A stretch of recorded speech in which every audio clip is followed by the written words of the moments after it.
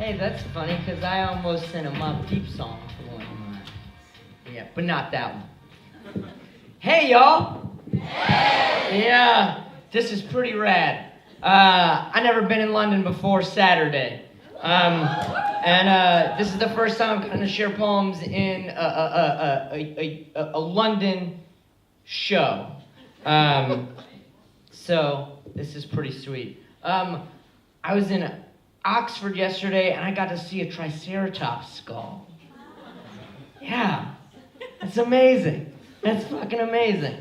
I wrote this poem many, many years ago, and I wrote it because sometimes humans see blank spaces in the world and like to put things on them.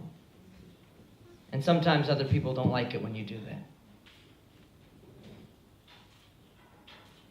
We all wanted a high school sweetheart.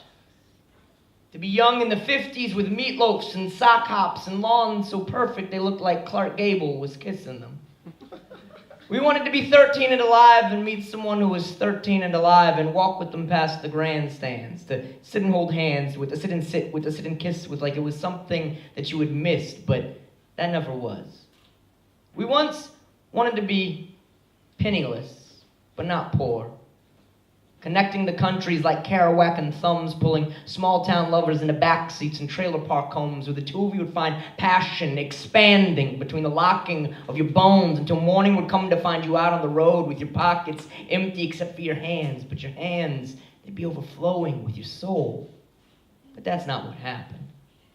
We once went to bed like between the bed sheets was a valley where dinosaurs still breathed, and how we would capture these triceratops and brontosauruses, but even he was opened up with the smoke that rose out of the homes on the corners that we once climbed through.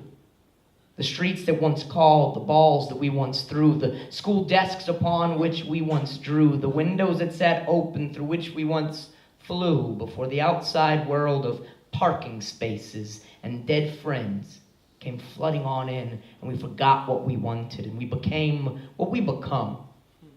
Waitresses and bartenders, city employees in temp positions, we are junkies and one-kiss poems, and we cry the stars as we write our scars onto dumpsters and electric boxes, because the only thing that we can hear is our hearts, and the only ones listening are the streets through the blood that breathes, through the letters we leave when we dream to rouse ourselves about in these burning buildings, but instead we get buried somewhere beneath, because I know my life is like some school kid's notebook, that kid that shuffles back and forth between school and home, stacking the letters and the pictures too close for anyone outside of his own imagination to read, because it's through the ink that his heart beats, that his heart breathes, and we all just wanted to write these notes.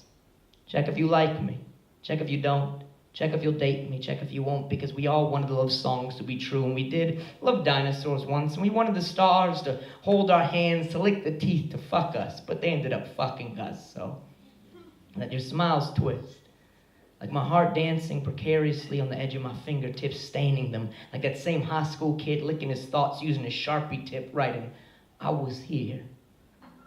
I was here. And ain't none of y'all can write that in the spot that I just wrote it in. I am here, motherfucker, and we all here, motherfucker.